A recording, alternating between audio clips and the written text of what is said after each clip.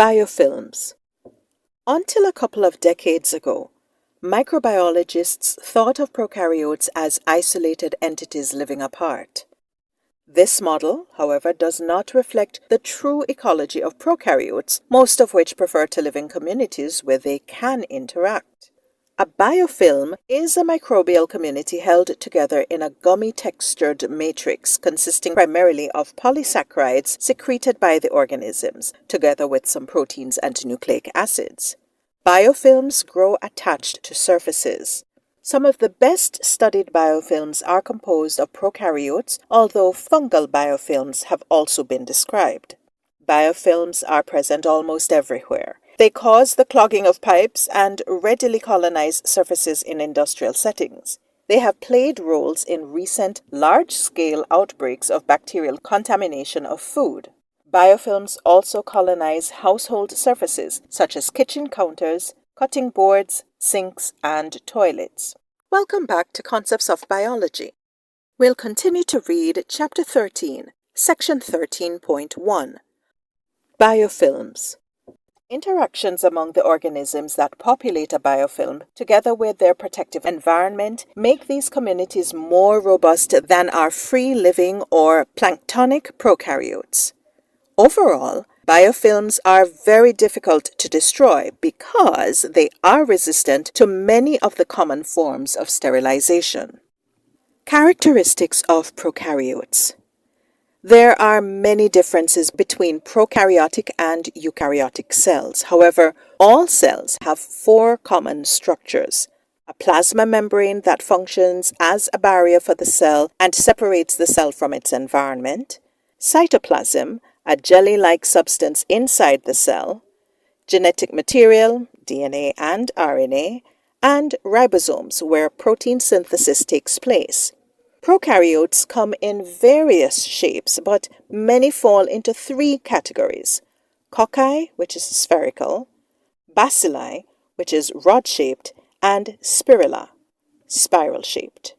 Figure 13.4. Many prokaryotes fall into three basic categories based on their shape: cocci, or spherical, bacilli, or rod-shaped, and spirilla, or spiral-shaped. The prokaryotic cell. Recall that prokaryotes are unicellular organisms that lack organelles surrounded by membranes.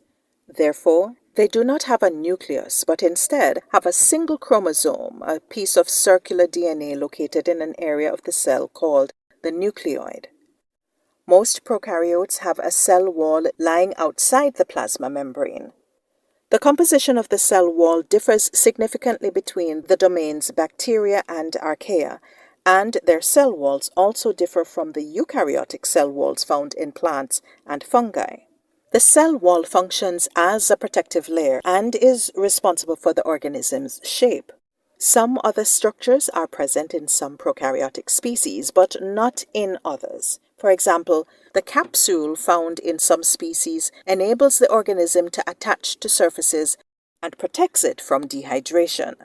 Some species may also have flagella, singular flagellum, used for locomotion, and pili, singular pilus, used for attachment to surfaces and to other bacteria for conjugation. Plasmids, which consist of small circular pieces of DNA outside of the main chromosome, are also present in many species of bacteria. Figure 13.5. The features of a typical bacterium cell are shown. Both bacteria and archaea are types of prokaryotic cells. They differ in the lipid composition of their cell membranes and in the characteristics of their cell walls.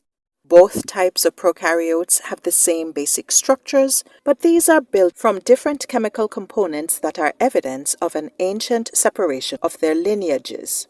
The archaeal plasma membrane is chemically different from the bacterial membrane. Some archaeal membranes are lipid monolayers instead of phospholipid bilayers. The cell wall. The cell wall is a protective layer that surrounds some prokaryotic cells and gives them shape and rigidity. It is located outside the cell membrane and prevents osmotic lysis, meaning bursting caused by increasing volume. The chemical composition of the cell walls vary between archaea and bacteria, as well as between bacterial species. Bacterial cell walls contain peptidoglycan, composed of polysaccharide chains cross-linked to peptides. Bacteria are divided into two major groups, gram-positive and gram-negative, based on their reaction to a procedure called gram staining. The different bacterial responses to the staining procedure are caused by cell wall structure. Gram-positive organisms have a thick wall consisting of many layers of peptidoglycan. Gram-negative bacteria have a thinner cell wall composed of a few layers of peptidoglycan and additional structures surrounded by an outer membrane. Figure 13.6. Bacteria are divided into two major groups, gram-positive and gram-negative. Both groups have a cell wall composed of peptidoglycans. In gram-positive bacteria, the wall is thick, whereas in gram-negative bacteria, the wall is thin. In gram-negative bacteria, the cell wall is surrounded by an outer membrane. So here's a question for you. Which of the following statements is true? Give your answers in the comment section below. Let's see what the discussion brings. Is it gram-positive bacteria have a single cell wall formed from peptidoglycan? Or gram-positive bacteria have an outer membrane?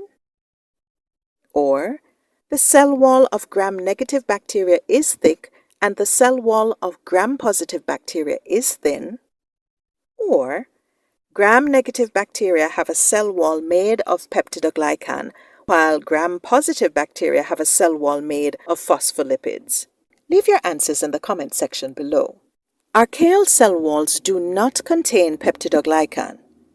There are 4 different types of archaeal cell walls. One type is composed of pseudopeptidoglycan. The other 3 types of cell walls contain polysaccharides, glycoproteins, and surface layer proteins known as S layers. Reproduction. Reproduction in prokaryotes is primarily asexual and takes place by binary fission. Recall that the DNA of a prokaryote exists usually as a single circular chromosome. Prokaryotes do not undergo mitosis. Rather, the chromosome loop is replicated, and the 2 resulting copies attached to the plasma membrane move apart as the cell grows in a process called binary fission. The prokaryote, now enlarged, is pinched inward at its equator, and the 2 resulting cells, which are clones, separate.